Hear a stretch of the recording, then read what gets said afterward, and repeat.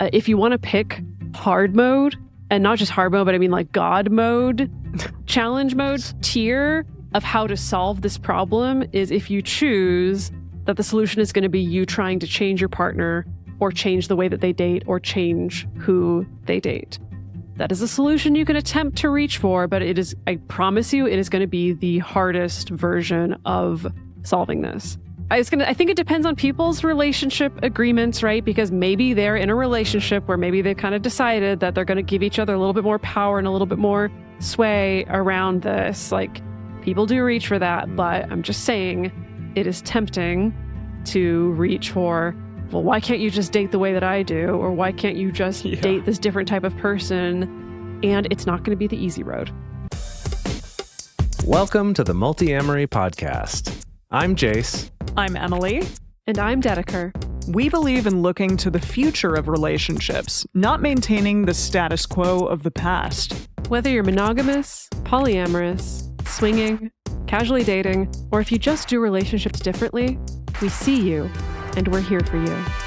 Things I know I did, forcing me to form myself to fit. On this episode of the Multiamory podcast, we're talking about what to do if you just can't stand the person your partner is dating. Or maybe you can't stand the way that your partner dates other people, or you just hate the way they are with their friends or their family.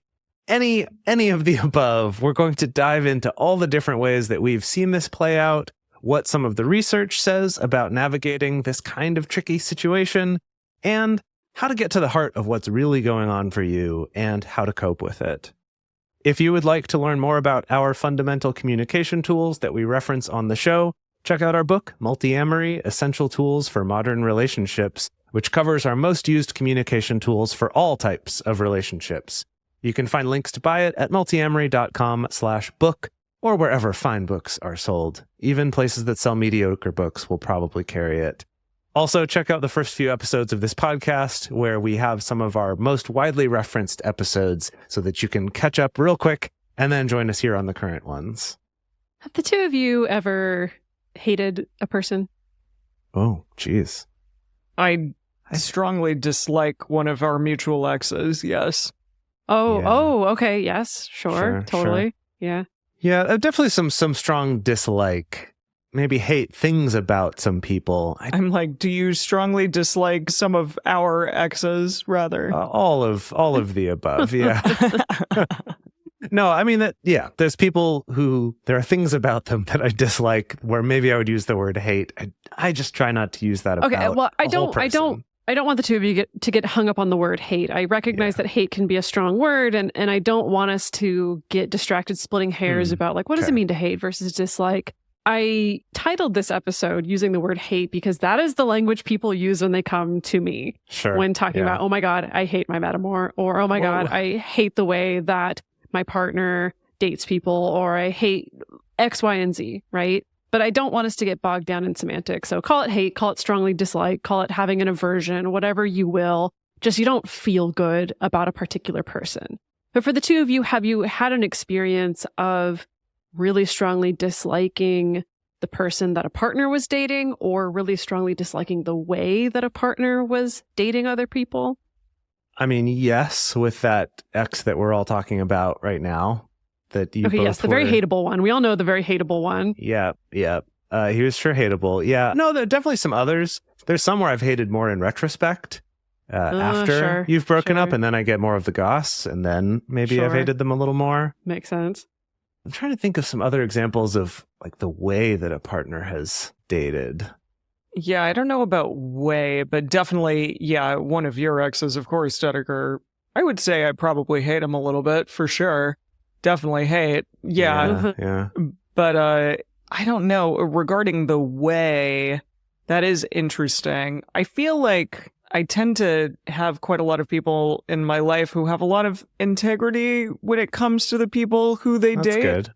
And good. the way in which they do so. And so at this point, no. Maybe when I was younger, I've had Maybe some when I was friends that younger. I've hated how they date. Yeah, let's Yeah, expand into for sure. friends as well, not Sure, just your sure. partners. Yeah. Yes. Yeah, Yeah. more so when we were younger, and I think that they've grown up quite a bit now. But, we were all doing some wild stuff back in the day. Sure. Objectionable and questionable. How about you, though, Dedeker? Yeah. Oh yeah, for sure. I mean, weirdly, I think that I've more often had the experience of like really finding the way that a partner dates disagreeable more so than the specific people that a person way. dates. Yeah. And I wonder Well, what okay. that means. Well, I we're will gonna elaborate. get into but- all of that. Yes, yeah. we Okay. will elaborate, but let me back up to say that Emily, you and I first bonded over some shared dislike of a shared metamour. And maybe that's terrible to say. Maybe that's not the best thing to base a friendship on, but here we are 10 years later. I guess it was. So maybe it was. Yeah. So I maybe think- it was. I know at the time Yeah. it was just like Yeah. so helpful to me to realize, oh, I'm not crazy. Actually, Mhm. someone else finds this whole situation questionable. And of course, in retrospect, I think it was less about the metamour and more about that hateable partner who was doing some Uh-huh. shady things, right? But Indeed. yeah, so all of us have had touch points to this. And this is something that I hear people talk about all the time. Like, what the heck do I do if I just can't stand the person or the type of people that my partner's dating, or I can't stand the choices that they're making in their dating life? So before we dive in, I need to lay out who this episode is for and who it is not for. Now, this episode is for you if you are, let's say, consensually non-monogamous, but you're finding yourself turned off by the people that your partner chooses to date. I mean, turned off like emotionally, doesn't necessarily have to be anything sexual. Or maybe you're feeling negatively or perhaps even averse or disgusted by the way in which your partner dates or some of the choices that they make in dating. However, the problem is that I think in the non-monogamy community, everybody getting along and everyone always being supportive of your partner's dating, really holding up kitchen table polyamory is as like this paragon, this be all and end all of healthy non-monogamy practice that's very much baked into this little subculture that we're a part of. Also, if you have no idea what I'm talking about with the whole kitchen table polyamory thing, go back and check out our episode 322 titled From the Kitchen Table to the Parallel Universe for a little bit more of a breakdown of all that. So maybe you're not sure what to do if you're experiencing this kind of clash or you're feeling discomfort around who your partner's dating or how they're dating. And this doesn't have to be for all you non-monogamous folks out there. This could apply to you even if it's not about metamours or the way that your partner dates. You could be having issues with a partner's friends or family members or coworkers. Now, Dedeker laid out that this episode is for you if all of these things apply. However, this episode is not for you if you hate the fact that your partner is dating other people at all. That probably means that, you don't necessarily want to be in a non-monogamous relationship, or if you are, you're only choosing to do it under duress. If that's the case, you probably have bigger fish to gently caress, not fry. Oh, I see. Okay, the vegan version. You have other Yes. fish to caress, correct? Okay. There you Yes. go. Yes. And if you have not had any agency in this process, or if a partner is cheating on you, it's understandable that you're probably not going to have really great feelings about the people that your partner are interacting with. That makes a lot of sense. And as always, please do not weaponize that statement. You don't have free license to treat your partner or the people that they date like shit. That's not okay, but I think that this is going to be a really interesting episode to talk about this phenomenon, because absolutely, I think that this can still apply. So don't treat them or your partner like shit, but, maybe we can all learn something from this episode. How to Yeah. deal with this. Yeah. So focusing at first on the non-monogamy part, let's look at some ways that we've seen this dynamic play out in terms of these are some specifics that we've experienced, our friends have experienced, or clients or listeners or people that we know have expressed. All of these and more, but I think these are some of the most common ones here. So the first one is a partner dating someone who is much younger or much older than themselves, and that for some people is fine, and for other people it's just like something about it is upsetting. It like falls into that like disgusting, I hate that they're doing this category, even if it's not about the person themselves per se. Right. I think that gets at some people feeling discomfort with, ooh, my partner's entering into a weird power dynamic that I'm not entirely sure about. Even if they're the one in power or they're not the one in power at the top of that dynamic, it still makes me feel uncomfortable. Sometimes related to that, I've seen people experience discomfort over their partner dating a little too close to the inner circle. And what I mean by this is it could be, my partner's dating a coworker of theirs, and maybe there's a power dynamic there. Or a coworker of mine. Or my friends. I've had a lot of people reach out to me where I guess this seems to be a phenomenon, at least enough of a phenomenon that I've gotten multiple requests and questions about this of like, my partner just wants to date all my friends.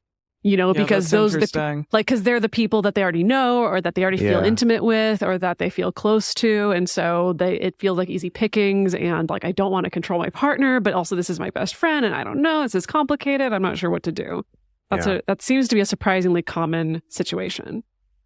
This next one kind of surprises me within the non-monogamous community, but I get that certain types of people may have a challenging time with a partner dating like quote unquote too casually, perhaps just having a lot of hookups, like hit it and quit it, for example, or constantly going through, I'm going to go to the bar and hook up with someone and then not ever see them again and doing that over and over again, and that might be challenging for them. And I get that if there's one partner wanting to build really meaningful connections with someone, and then you have another partner who's choosing to not do that, that kind of can feel a little strange, perhaps. Yeah, I think a lot of the ways that we are brought up to have certain judgments or shame about the ways we ourselves date can reflect onto our partners when it comes to things like that. And also can show up on the other side of a partner dating too seriously or there being too much in those relationships. So, one option of that is they overcommit, where it's like they're dating 5 people and they're trying to treat all of those like really serious entwined relationships. And that's just too much. They're not managing it. They're doing a bad job of it. It could be just overcommitting to plans with a new person. It's like, I just started dating this person. We're going on this week-long trip together, like just jumping in way too far that way. Or it could just be emotionally escalating really quickly of that. Just like, it seems like every new person they date, they're saying, I love you within the first month. And then they're, talking about it like it's so serious. And this person's such an important part of their life, even though we've been together for 10 years and they just started dating a few months ago. That's upsetting to me. So it's lots of variations on that other side too. I've seen people feel really uncomfortable if they pick up any sense that a partner is maybe not being 100% honest with other people. This is a really hard one because unless you're a fly on the wall when your partner is going out on dates or talking on dating apps or stuff like that, it's pretty much impossible to police how honest your partner is being with this new person about their life or about non-monogamy or stuff like that. But sometimes, I don't know, there's some really messy situations that arise when like someone hasn't been completely honest about like the nature of their existing relationships or their existing commitments, or maybe they've kind of undersold the non-monogamy thing because they're afraid of getting rejected, and then they've gotten over entangled with someone who's not a great fit necessarily or doesn't want the same things.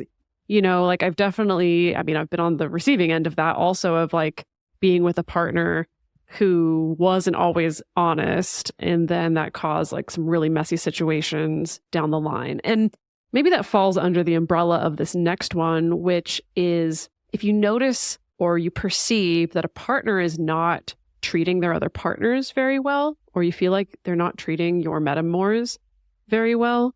This is one that has come up for me more often, where I feel like, I don't know, if I get a story about how my partner like completely didn't communicate with someone or just like left them on red for 6 weeks or something like that, or, said something that I felt was like really mean, and then I'm always in the awkward position of like, well, I don't want to criticize my partner about the situation that I wasn't necessarily a part of, but sometimes these things can accrue, I think, and people can start to question their partners integrity, even if the partner is being totally kind, honest, nice to them. It can definitely feel strange. Just why Yes. are they choosing to be so lovely to me, but then it seems as though something is causing them to not be particularly great to this other person? Like, what's the Right. underlying story there? What's the reason? Yeah. On kind of the opposite side of that, when you see your metamours as being a bad influence on your partner, meaning that you don't particularly like how a partner acts after they've been around them, for instance, or, you know, your partner seems stressed or really emotionally taxed by the relationship. I've definitely seen both of those things where I think some of the maybe more cringy elements of a person's personality can sometimes be brought out by being around certain people. And that caused me to be like, I don't love it when you come home from hanging out with them. Or, you know, I don't love the fact that you seem really upset every time you come home from being with them. What's going on there? That's awful. Yeah. I think this one happens a lot with friends as well. Not I was just going to say that. metamours. Yeah. Like, I've definitely had that issue where, you know, like a particular ex of mine, I just like really didn't like who he was when he was around a particular set of friends, and those friends were drinking. Yeah. That like Right. that combination was just like really bad, and I really did not like it, which was a shame because it seemed like they were all having fun, and I didn't want to be the party pooper. Yeah, but still. Yeah. I mean, I think this one can show up, especially, you know, if it is, I don't like how my partner acts around this other person. It could be that, like, maybe they don't bring that energy home to me or, you know, back to our relationship. Oh, yeah, you're right. But it could be like, I just don't ever want to hang out with you when you're with that partner. And that can be a point of contention if it's like, no, but I want us to all be able to hang out together and be social. And you're like, I just don't like you when you're with that person. And that could be hard to say, honestly. Usually it's finding excuses or things, kind of like Dedeker was saying, of not wanting to be the party pooper with that group of friends. Yeah. Another version is just this particular metamour just irritates me. Maybe they remind me of my third grade teacher who was mean to me, or, you know, whatever it is. A lot of these have been about kind of our partner's behavior in this situation, but it could also just be, I really don't like this person. Maybe I don't even have a good reason for it, but just the tone of their voice irritates me, right? It's like if Dedeker started dating Dave Matthews, I would be so annoyed. Dare. Because I just don't like the sound of his voice. And I know everyone loves it, but for Not some reason everyone. for me, I get a lot of shit for liking Dave Matthews. Would I date Dave Matthews? I think I'm Dave Matthews neutral, to be honest. All right, Okay. well, we Would have you every date side of the Dave Matthews, spectrum. okay. Every Would I date him? every position is represented here at Multiamory. Exactly. All sides of the triangle. Right. I don't know. He's actually seems like a really weird dude, but he's very impressive. I need to look at him. Hold on. Let me. He's an average looking gentleman. Boy. Meaning Multi-Dave Matthews-ery going on. no, here. meaning like he looks like a standard white dude is how I would view kind him. of generic. Yeah. generic yeah. white I'd have to dude, get to yeah. know him more. I really do feel kind of Dave Matthews neutral right now. All right. If he had a winning personality and just like made me laugh and we had so much fun together, then maybe I would. But if that's not there, I'm not throwing myself at him. There you go. Again, if this has happened to me, actually, with that same group of people that we've been talking about, where a metamour has said or done something hurtful, either directly to me or indirectly through my partner or through the grapevine. We were all at a party together. I don't know if y'all remember this. And this person, this metamour of ours, Dedeker, like said something about me that was really unkind that clearly our mutual partner had said to her, and she was repeating it back to me. I forget the nature of the thing, but I remember that he was like, oh, I can't believe you just said that out loud. And like you know, he had said something unkind about you to her, and then she repeated it back to me when he was basically standing there. She's like, "Oh, you're the clingy one," or yeah, or like whatever, something like that. Yeah, Yeah, okay. exactly. It was a little bit Awkward. more intimate than that, Oof. honestly. It was Okay. just I don't very... remember that at all. Yeah, well, it didn't happen to you. It happened to me. Oh, man. But, I mean, I'm Gosh. sure that, you know... I want to say I'm sorry. Like, it was his fault and her fault, but I'm still sorry. It was just, it was very unkind. Just don't be Yeah. that kind of person, you know? Sure, Geez, sure. Yes. if somebody's going to say something unkind about you in any capacity, like, keep that shit to yourself, okay? Right. That's kind of on both of them, really. Right. You know, Totally. 100%. Boy. Yeah.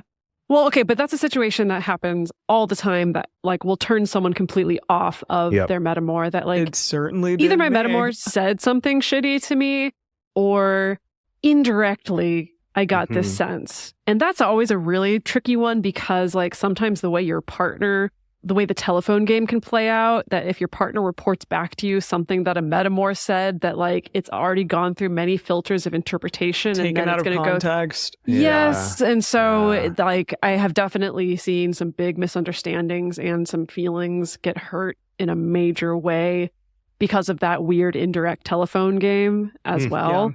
Yeah.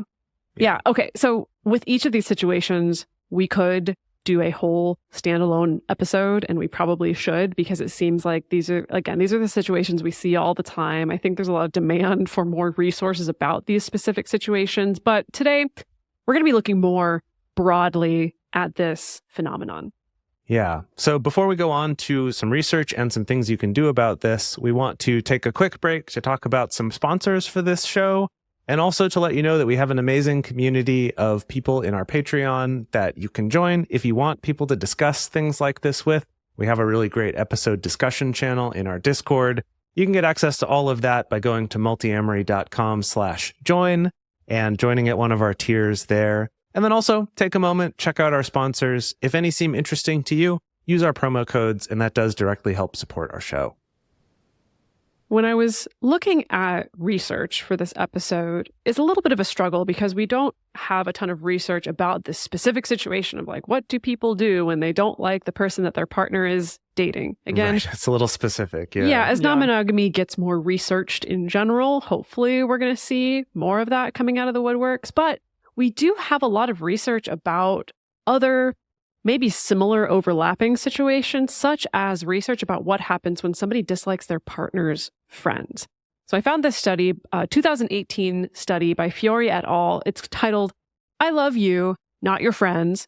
Links Between Partners' Early Disapproval of Friends and Divorce Across 16 Years." That was published Wow. in Journal of Social and Personal Relationships. 16 years, damn. Yeah, so these researchers followed 355, it was a mixed sample of white and black married couples for 16 years.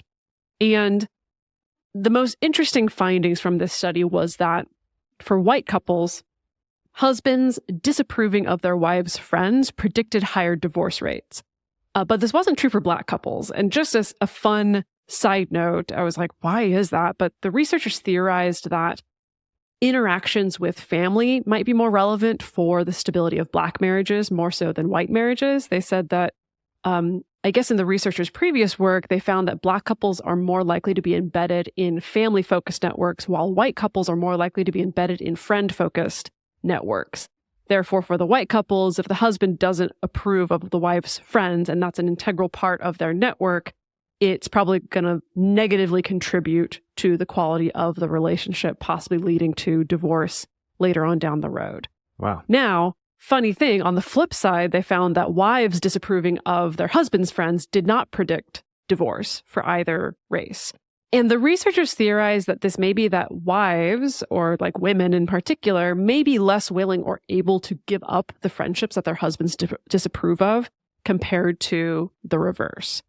That it may be the case that, I mean, statistically, like if men have fewer friends or are less likely to have like very close, intimate friends, that if their wife doesn't approve of their friends, maybe it's more likely that it's easier to let go of those weak ties or to not see those friends quite as often, versus if women are more likely to have these tight-knit friendship networks and much more close, intimate friendships, then the cost of your partner disapproving of a friendship could be higher. Now, this is a lot of generalizations and theories, right? But I did think that it was interesting. And they found that specifically if husbands said that their wives' friends interfered in their marriage, And if they started saying that as early as year 2 of their marriage, it strongly predicted the link between the husband's disapproval and divorce. So that's also a piece of it, that like husbands seem to be more likely to kind of spin this narrative that like their wives' close friendships are interfering in their marriage. Wow. Interfering. How? Yeah. I want so much more information on this one. That's really interesting. It just brings up a lot of questions for me too about how much time any of these people are spending with the friends of their spouse, right?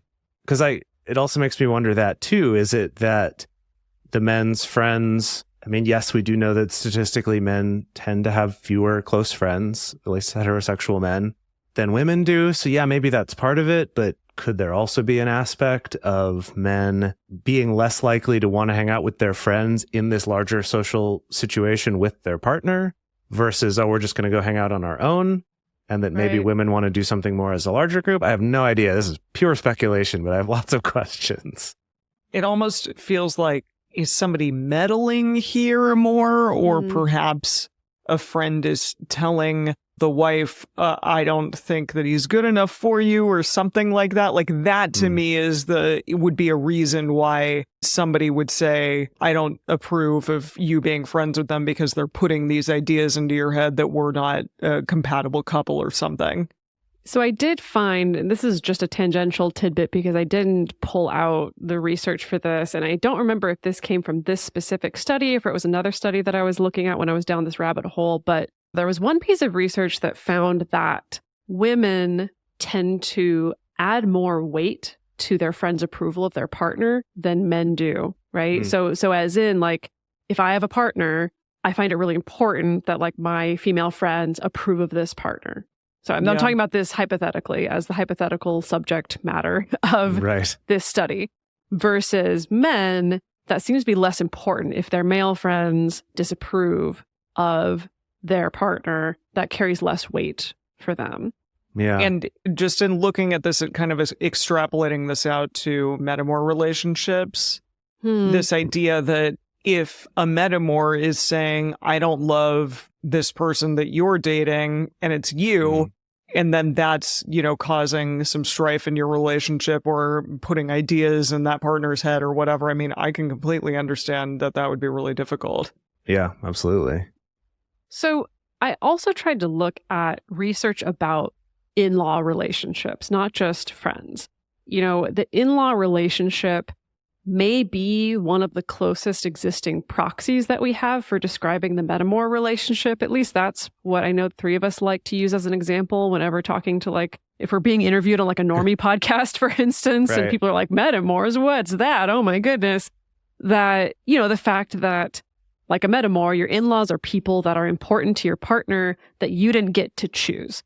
They sort of come along as maybe a little bit of a package deal, and metamour relationships, like in-law relationships, can be very close and very positive and very familial and very affectionate, or the complete opposite. They can be very antagonistic. They can be very heated and conflict-ridden, or they can be kind of neutral and kind of in between, right? So it's not a perfect proxy. There's definitely ways that it's different, but it is close. So I also went down this rabbit hole looking at that research, and I found what was most interesting to me was this 2015 dissertation that was written by Daniel Isaac Goldstein titled Mediating the Influence of Interference on Marital Satisfaction, Boundaries with In-Laws.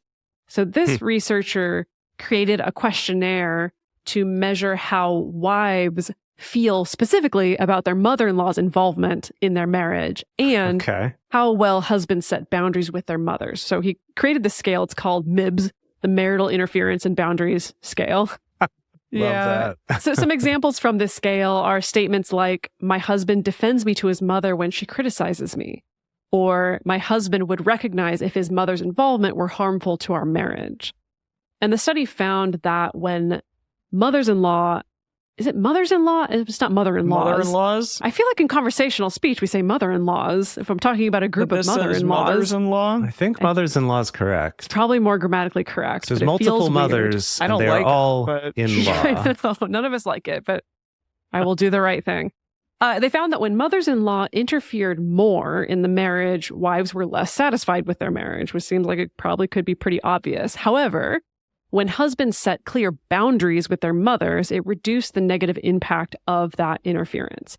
So the results show that when husbands don't set limits with their mothers, it can create this us against them dynamic, where it feels like husband and mom are on one side and the wife is on the other side, maybe feeling left out, which fits in with Bowen's theory of triangles, which is where we get this notion of triangulation. This idea that like when there's tension or anxiety between two people in a relationship, they may try to bring in a third person to diffuse that tension or to be the referee or something like that. And that, at least according to Bowen's theory, it stabilizes the system, but also creates this new set of dynamics where the third person becomes either an ally or an outsider. And that's kind of like the Cartman drama triangle, which we also covered on this show before. But like, long story short is that triangulation dynamics tend to not be the most healthy way to deal with relationship conflict and tension. And yet here the three of us are. Well, I think we've on this show. we are a triangle indeed. But I think it would be different if myself and Jace were in conflict about our relationship and we roped you into that. That's true. Right. I do think that anytime the two of us might be disagreeing about something and try to pull in the other to be like, say that I'm right. Usually the third one of us is like, I'm not getting in the middle of that.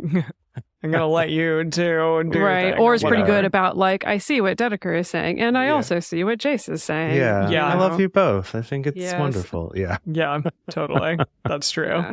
First off, I want to say that this whole line of research is fascinating. And I feel like there could be a whole episode or set of theories where looking at boundaries with mothers-in-law and comparing that to like existing married couples that open up, where a mother-in-law has been there a lot longer before you came along as the spouse. And so the existing longer-term relationship, if you're the new partner dating one of those people, it's almost like the mother-in-law proxy works that direction, where they're the one who's already had a history and has this trust and has this, maybe in has some more ways, say, more control.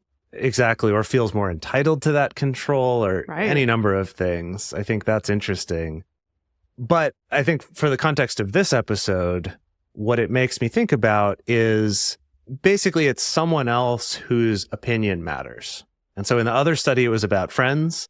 And then in this, it's the mother-in-law. But it's someone who you feel close to and whose opinion matters to you. And so this could also be just a metamour, a newer partner. But if it's someone that your partner feels a closeness to, that then they're going to listen to them and they're going to, I think that something like Emily said about that metamour bringing up something negative that your mutual partner had said to her about you, that there's that kind of thing of, well, is my partner saying good things about me to this other person? Are they defending me to this person if needed? Or are they using them as a person to complain about me too?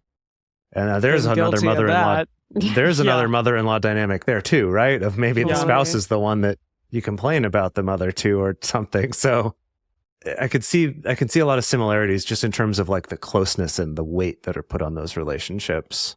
Yeah, and I think this is speaking to where I see so many people get spun out about this is if they feel like I can't trust my partner to have good boundaries. And that's very subtle because that can very easily slip into I feel the need to control my partner's actions and behaviors and hem my partner in.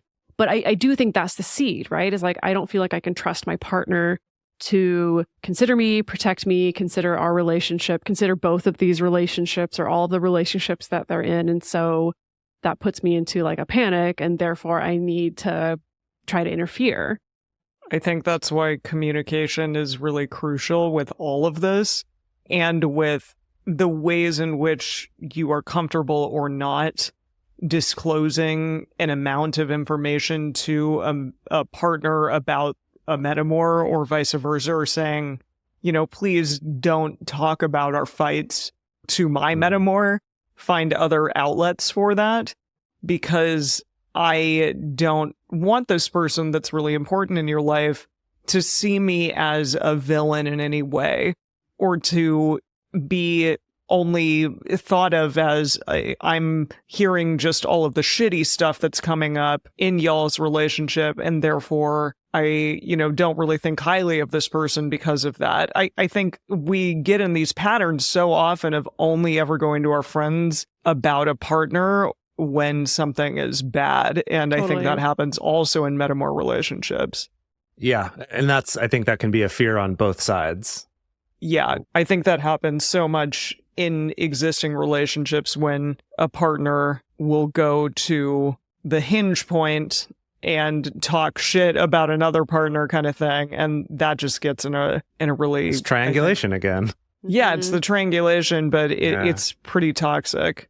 With all of this, I think we still have this problem of many different competing value systems when it comes to how should we explore and look at all of this? How should we think about the ways in which we interact with our partners? Or do we have any say in who our partner dates? Or should we just kind of suck it up and deal with it? I think even in mononormative land, in, monogamous relationships, you hear all of these tropes of bros before hoes, or blood is thicker than water, or, your spouse needs to always come first. Yeah, I really appreciated that on an episode of Esther Perel that I was listening to several months ago. She asked a client, when you got married, did you see that as a union of individuals or was it a union of families? Because this client had a particular cultural background. And that's also something that changes the value system. That, again, even to use a pretty normie example of looking at the in-law situation, that I think a lot of us Americans would be like, well, F that mother-in-law trying to get all up in your business. That's your relationship. It's not her business, and your spouse should come first. Your romantic partner should come first. But there's other cultures where it's no, that's your family. And your family's a more important structure to prioritize over the stranger who's marrying into the family. We still don't even have a clear sense of what's the right choice necessarily. One of my very, very good friends is Serbian. And I feel like when she married her husband, they both exist kind of on the same playing field. She really listens to her parents a lot and sides with her parents sometimes. And the husband kind of just has to deal with it and deal with the intensity of the relationship that she has with her parents, even though he's the spouse and she lives with him. I think that those kind of operate very similarly. They still mean the same in terms of hierarchy or whatever. And so I think this is something that is even more complicated because we don't have as clearly defined kind of sayings or rules for it when it comes to non-monogamy and dealing with metamours and people that our partner dates, stuff like that, where, there's kind of the old school, oh, well, your primary partner or your spouse, assuming that you're opening up a marriage, well, obviously they should always come first and everyone else just sort of exists at their goodwill. And then there's sort of a backlash to that, which is no one should have any say in it. And then we sometimes talk about this middle ground of, yeah, but also your partner knows you well. And if they see you coming home being stressed out and anxious after hanging out with this person, like any friend, they would bring up, hey, I'm noticing this thing. This doesn't seem like it's good for you. What's going on?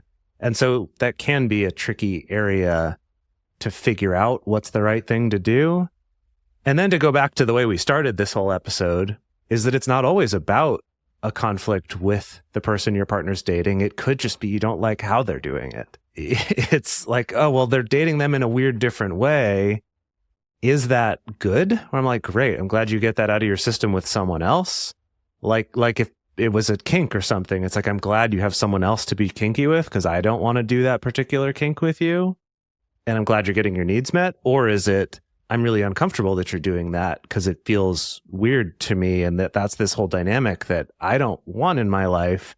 And even though I'm only kind of having it through you by proxy, I'm uncomfortable with it. And maybe it's, I think I've seen this situation. Maybe it's a kink or a sexual practice that I'm uncomfortable even knowing that my partner's into this at all. That's true too. That changes my opinion of them. And so then it feels even weirder for you to be, even if you're not putting that pressure on me to perform this particular kink, but you're taking it to someone else. That's also really common. Yeah. And I think that applies with the hookup stuff we talked about as well, that if your partner dates much more casually than you do, there can be that weird sort of like, I just don't even like knowing that you want to do that, often because we've got some internalized baggage about what that means about people. But it's complicated because there's maybe you've got some valid reasons why you feel that way about it. It's not just your cultural upbringing. Maybe you had some bad experiences with people being dishonest with you or taking advantage of you in that way. I think that's fair to feel that way, even if it's, maybe not great that we're projecting all of that onto our partner, but still the feeling's valid. So let's work on untangling this mess that we've made here or that we've brought up. But first, we're going to take a quick break to clear our minds and also to listen to some of the sponsors of this show. We really appreciate them helping to support this show, keep it going. So if you take a moment, check them out. If they're interesting, use our promo codes. That does directly support our show. And if you want to really, really directly support our show, join our Patreon at multiamory.com/join. You can join there, get access to our amazing community, get ad-free episodes, monthly discussion groups, early episodes, things like that. It's really cool, and we really appreciate that support. Now let's dig into this. As we brought up, there are a lot of pre-existing beliefs and feelings and things that can be hard to untangle and figure out, what here is really mine, what's based on my culture or my family, what's based on my past experience, what's based on actually something troubling I'm seeing with my partner that should be addressed and we should talk about. So a first step for getting to the bottom of this is an exercise of some questions to ask yourself. And ideally, you can write these down in a journal. Personally, I always prefer handwriting this kind of stuff. I just feel like there's something a little bit more intimate that gets your brain working in a different way. But maybe that's just because I sit at the computer all the rest of my day, so I need a break from that to kind of shift modes. But whatever works for you to ask these questions. So the first is my discomfort tied to how my partner acts with other people? So just, is it about that or is it something else? Next is my discomfort tied to my partner's other partners and how they treat me? So is it about how those metamours treat me or how I think they might talk about me or treat me? And then dig a little further of what is it exactly? Is my discomfort tied to a specific interaction that I had with them? Is it an indirect interaction of something that I heard or maybe assumed through something my partner said to me? Or that I saw on their social media. That's a good one. I think maybe they're subtweeting me and I, think this might be about me. Or some other subtle thing. Like we were all going to hang out and then they canceled on it. I feel like it's because they might think something bad about me. But just getting to the bottom of, can I point to anything specifically about how this partner has treated me or, something that I think they've said about me or that they have said? And then the third option here is my discomfort about the way that my partner is dating in a way that's very different from me? So not about like how they're acting to me when they're around this other person, but how they act toward them. That doesn't have anything to do with me necessarily, but makes me uncomfortable. And then, like we talked about, digging into, is this my values that I think the way they date means they must have these certain values and those don't align with mine, and so I'm uncomfortable about the way that they date or the way they escalate in relationships or how much they disclose? Is it about my values that I have around dating and relationship seeking in general? Kind of like we talked about, that maybe it's actually my own baggage about feeling like I can't ever casually date. And so to see my partner do it makes me feel uncomfortable, for example. And then could it ever be okay for my partner to date in a way that's really different from how I date? Like, what would it look like if that could be okay? Like, is there a world, if I could wave a magic wand and make that okay, do I think that's possible? Would I want that? The answer to that could be no. Right. You know, the whole point of this exercise is finding more data about yourself And if no is the answer, like, I just don't think I could be in partnership with somebody who dates in this particular way, that is still a valuable answer. Mm-hmm. Absolutely. So the idea here is just to get to, as much as you can, get to the heart of what's going on here. Because it might be surprising. You might think, oh, I don't like this person they're dating. And when you do this exercise, you might realize, oh, actually, it's about the way they're dating that I don't like. Or it might be that I don't like that they have all these hookups. And then you realize, no, it's actually that I don't like that they seem to be dishonest about it. Or that, like, I feel like I'm being hidden while they're doing that. Or it could be, I don't like this partner, but it's really, I don't like the way my partner treats me after they've hung out with them. Or I don't like the things my partner does, like canceling our plans or changing our plans last minute because of this other person. It's really not technically about that other person. It's about the partner. But getting into that nitty gritty of what's really going on here can then help inform you as you move into these next steps about what do you actually do with this information. When you do have that information, the next step is to seek understanding and actually have a conversation with your partner. Ideally, you're going to do this at a time when you and your partner are feeling calm and when you're connected, and you do this in a safe and gentle environment. Maybe get some pillows, get on the couch, have a glass of wine, something to make the two of you feel safe and connected with one another. And just open up conversation about what drives each of your decisions when dating or when picking partners. What's going on there? What are the reasons why you want to date at all? Why is it that one of you may want to date a lot more than the other person? Is that seeking some personal fulfillment, or is it because, I don't have a lot of time to date right now, and so I'm just choosing not to as much?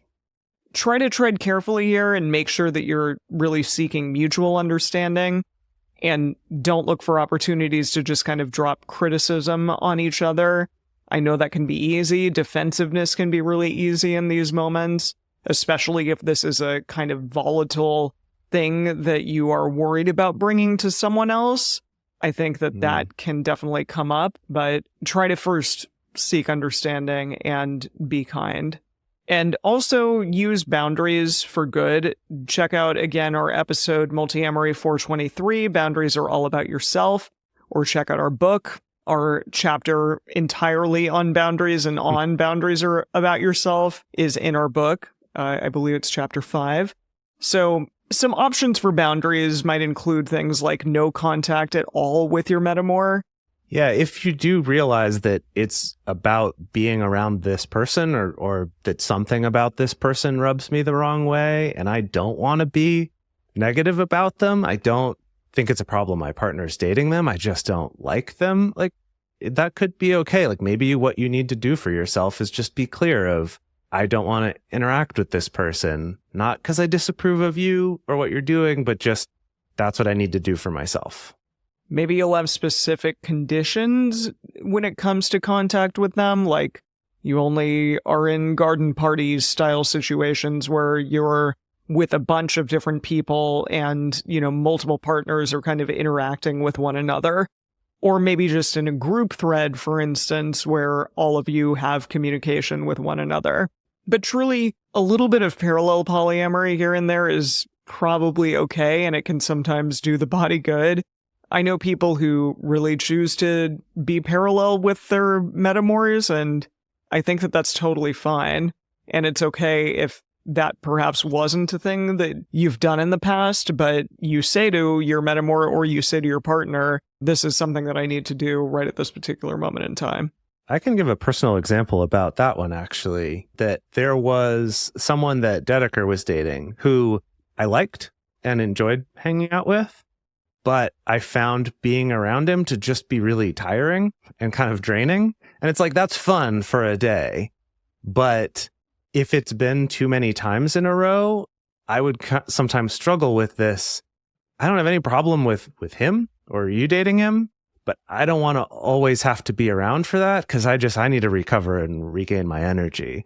And so it was something that we had to kind of figure out how to strike a good balance there, where it's not like, I'm not saying this is a boundary I don't ever want to hang out with all of us together, but more of just I need some time on my own as well. I just don't want to feel like pressure to do a lot of group stuff, go hang out, go to events together, play games together. I'm like, I don't always want to do that. So that could also be the case here. It might not be a strong this all the time boundary, but just a little bit of parallel can be good.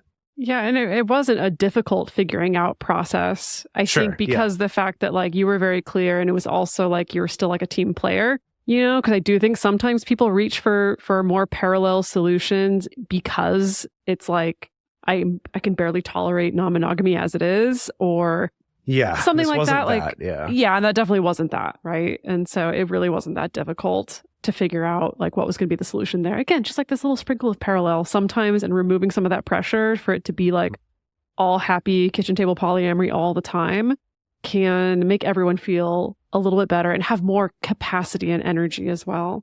Yeah, that's why I brought it up, is because it was more something where, why am I feeling annoyed about this? And for me, it was, I pretty quickly realized, it's just because I don't want to be involved as much. Like I get tired by it, and it's not my partner, so I don't quite have the same level of relationship. And so it's like, yeah, let's hang out sometimes, just not as often.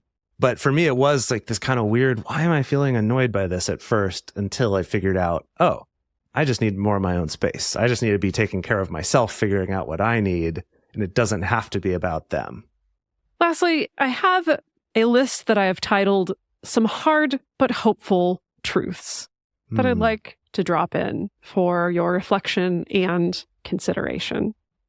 One hard but hopeful truth is that this third party, whether it is a metamour, a family member, a friend, unless this person's behavior is truly egregious, damaging, abusive to you and to your partner, it's probably going to be unreasonable to put your partner in any kind of a you have to choose situation. Any kind of it's me or it's your mother-in-law, or it's me or it's my metamour. That's not going to end well. Again, unless this person is behaving in ways that are like completely unacceptable and unforgivable and intolerable for you. That's truth number one. Truth number two, hands down, if you want to pick hard mode, and not just hard mode, but I mean like God mode, challenge mode, tier of how to solve this problem is if you choose that the solution is going to be you trying to change your partner or change the way that they date or change who they date.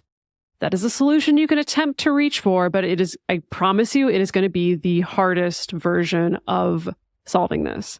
I truly don't even know if that's attainable at all. I think it depends on people's relationship agreements, right? Because maybe they're in a relationship where maybe they've kind of decided that they're going to give each other a little bit more power and a little bit more sway around this. Like, people do reach for that, but I'm just saying it is tempting to reach for, well, why can't you just date the way that I do? Or why can't you just date this different type of person? And it's not going to be the easy road. And I will say, not like difficult nightmare mode difficulty, but then is really rewarding when you beat it. I think that the reward's not going to be any better in this case. More destructive. Maybe worse, actually. Probably destructive. Yes. So, of course, the truth that you can't really control your partner's other relationships or friendships unless both of you have consented to this level of control, which is unlikely. But I guess maybe those were all the hard truths, and maybe this is the more hopeful truth. Okay. But you also don't have to be 100% on board with how your partner dates, who your partner dates. You don't have to be high-fiving your partner every time they mention this other person, every time they come back from a hookup, if hookups really get under your skin. I do think that there can be this sort of dominating polyamory narrative that you just need to completely let go and not have any opinions or any feelings whatsoever about who or how your partner dates. It can be a beautiful thing to kind of do the whole like, let the butterfly go, don't cling. And also you can have feelings about it at the same time because you're a human being. And that leads to the ultimate question to ask yourself if you're in this situation.